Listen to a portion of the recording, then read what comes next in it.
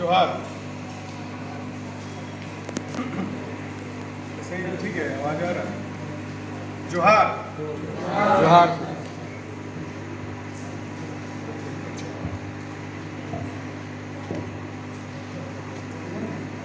चलिए मैं बताता हूँ कि सनमत क्या है और सनमत क्या करती है और सनमत क्यों है।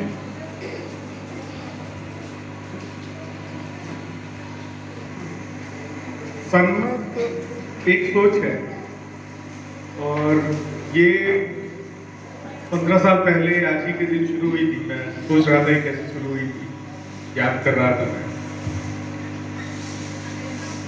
तो याद आया कि आप लोगों ने सुना होगा एक बहुत बड़ा तूफान आया था दक्षिण भारत में, सुनामी जिसका नाम था।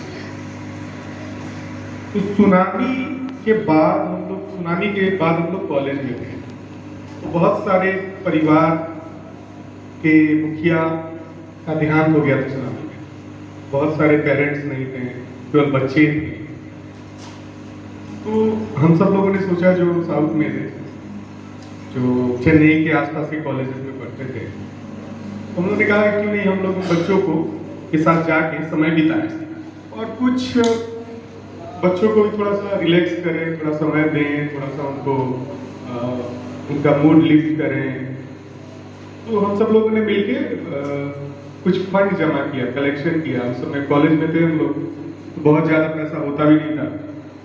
थोड़ा थोड़ा पैसा मिला के हम लोग जमा करके और बहुत सारा खिलौना खरीद के लेके गए जहाँ पे वो बच्चे रह रहे थे।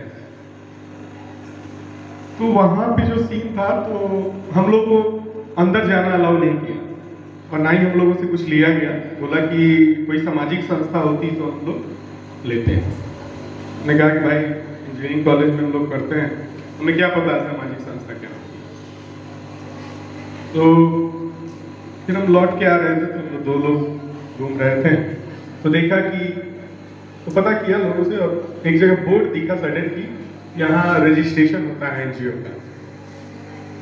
तो फिर हम गए वहाँ पे, उनसे बात की और हम लोगों ने उसी दिन रजिस्ट्रेशन के लिए अप्लाई कर दिया।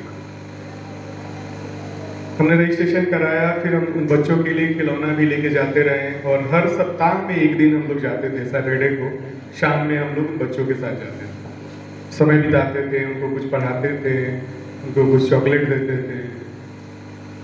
यहाँ से सनमत शुरू हुआ।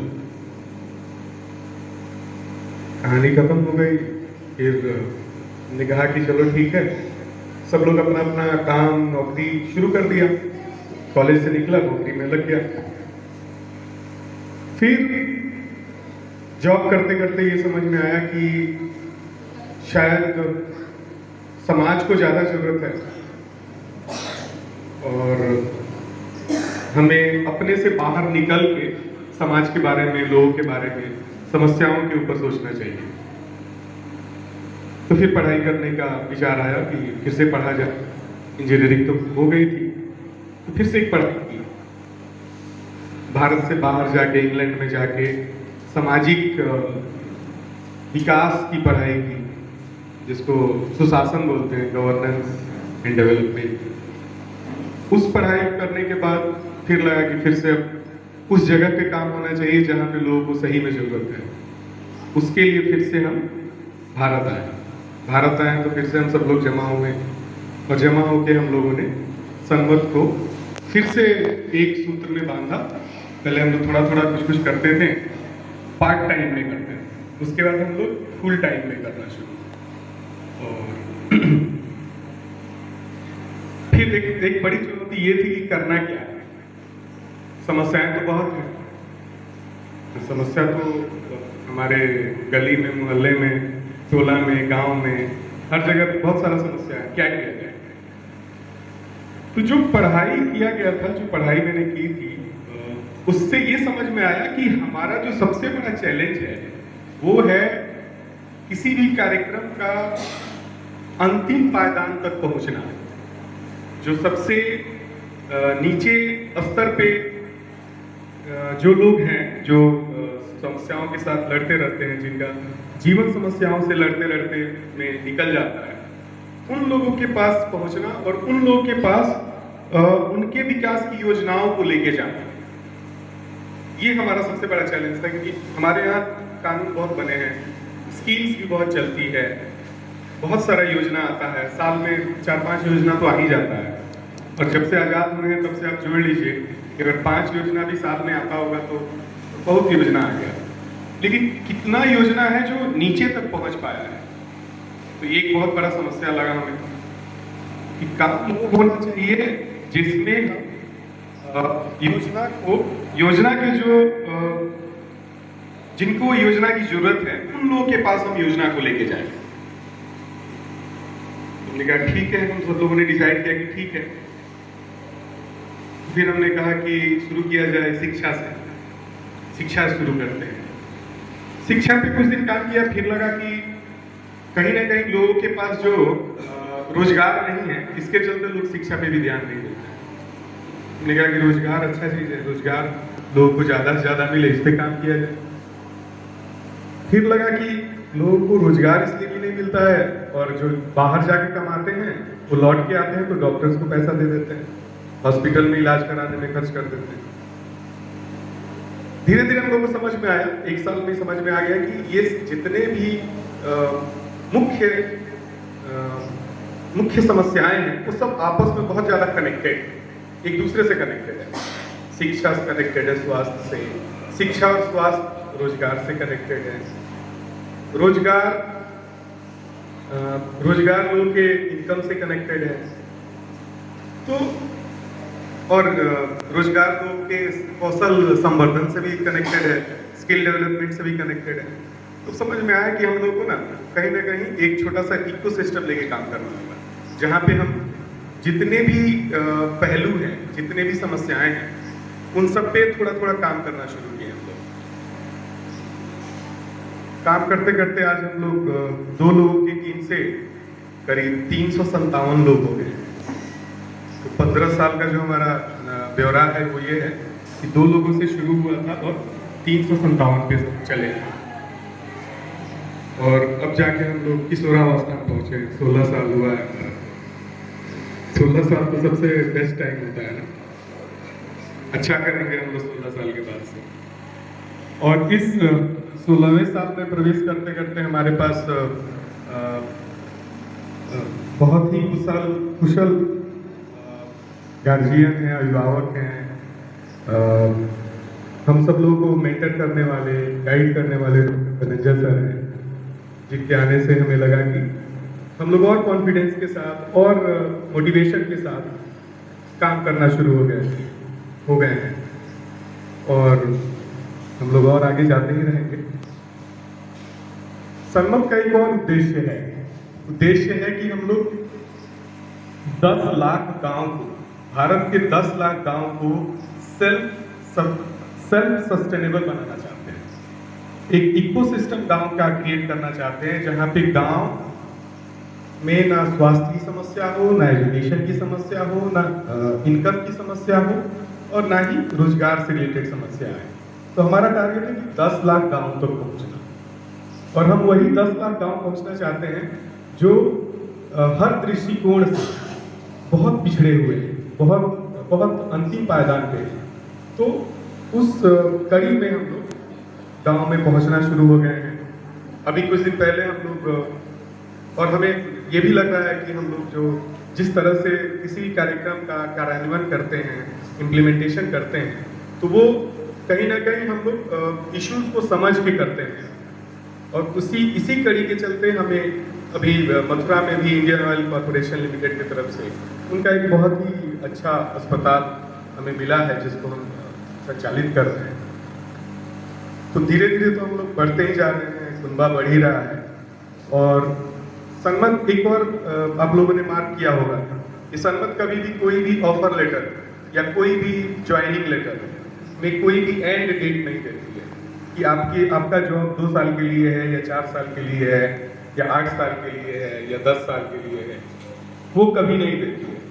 हम ये भी नहीं लिखते हैं कि आप कभी रिटायर करेंगे, ना कि 60 साल है हमारे यहाँ काम करने की। तो वो बहुत सोच के हम करते हैं ऐसा। हम आपको अपने साथ किसी को भी जोड़ते हैं तो हम हमेशा के लिए काउंट करके जोड़ते हैं। हम किसी भी टाइमलाइन के साथ नहीं है। हम ये नहीं मानते हैं कि आदमी का कोई एक्सपायरी डेट है और ना ही किसी ज्ञान का कोई एक्सपायरी डेट होता है। कुछ कुछ है, बहुत सारी छोटी छोटी चीजें हैं जो धीरे धीरे हम लोग लेके चल रहे हैं। एक और अच्छा चीज ये है कि अच्छी बात है कि हम लोग आपके हर तरह के सुझाव को सुनना चाहते हैं और उसके ऊपर काम भी करना चाहते हैं। और कोई भी नया आइडिया आता है, लगता है कि ये काम किया जा सकता है, क्यों नहीं हम लोग इस समस्या के ऊपर काम करें, तो आप उसको बता सकते हैं, लेके आ सकते हैं कि हाँ इस पे काम करते हैं, ये करते हैं। तो उसमें एकदम बेझिझक रहना है। बाकी सब तो सब मजाक मजाक में ही हो गया है। हमें पता ही नहीं था कि 15 साल निकल जाएंगे। आज ये प्रोग्राम करके हम लोग को समझ में आया कि सही में 15 साल निकल गए। ठीक है सब लोग, अब ज्यादा इतना हम सब मिलेंगे। ठीक है, थैंक यू। एक और थैंक यू सब लोगों को हम बोलना चाहते थे, अपने काठी कुंड की टीम को, जामतारा की टीम को, सॉरी नाला की टीम को, कि अभी तो हम लोग शुरुआत किए हैं और देख रहे हैं कि हम लोग 1 बाय 1 एक एक करके चीज़ों को अच्छा कर रहे हैं। तो जिस तरह से हम लोग काठी कुंड के को फोकस करके इस कल्याण अस्पताल को हम लोग बेहतर जगह पे लेके जा रहे हैं, हमारा अगला टारगेट है कि हम नाला वाले को लेके चलें और हम उसको भी वैसा ही कर दें जैसा हमने इसको किया है और जैसा हम मथुरा में कर रहे हैं। ठीक है, हमें हर हालत में लोगों के सामने, सरकार के सामने, आम आदमी के सामने एक उदाहरण प्रस्तुत करना है कि अस्पताल ऐसे चलता है। आप लोगों को समस्याएं पता ही होंगी यहाँ पे कि इक्विपमेंट्स वगैरह नहीं मिलते हैं, नहीं मिले हैं। 8-9 साल से सारे इक्विपमेंट्स वही पुराने वाले हैं। हम लोगों ने दूसरा रास्ता निकाला। कमल के साथ हम काफी समय बिताए हैं यहाँ पे कोविड के टाइम में, जब कोविड-19 का जो समस्या चल रहा था, दूसरी वेव में, तो हम लोग बहुत सारे मुद्दों पे बात करते थे। तो एक आया कि सरकार से कितना कम सरकार के ऊपर डिपेंडेंट रहे, डिपेंडेंसी कैसे खत्म करें। तो जो रास्ते निकाले थे हम लोगों ने उस पर काम किया और आज ये स्थिति है कि हमने, सरकार ने जितने पुराने इक्विपमेंट्स दिए थे उसके अलावा हमने समानांतर पैरेलल में हम नए इक्विपमेंट्स का सेटअप खड़ा कर लिया है जो सरकार का नहीं है, जिसके लिए सरकार से हमें कोई मदद नहीं मिला। तो कहीं ना कहीं ये एक पुराना जो दोहा है कि जहां चाह वहां राह, तो वो भी एकदम परिलक्षित होती है, वो भी एकदम समझ में आता है कि भाई हम लोगों ने सोचा, तो लगता है कि पिछले साल जून जुलाई में हम लोग बहुत ज़्यादा इसको लेके परेशान थे और इस एक साल में हम लोग उस समस्या को का समाधान कर लिए, उसको एड्रेस कर लिए।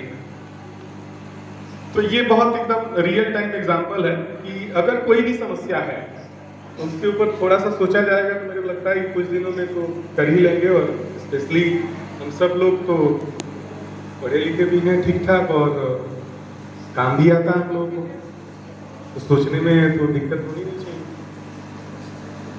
और इसके लिए बहुत धन्यवाद है कमल को कि बहुत टाइम दे के मेरे साथ बात कर करके चीज़ों के ऊपर क्लैरिटी के साथ आए।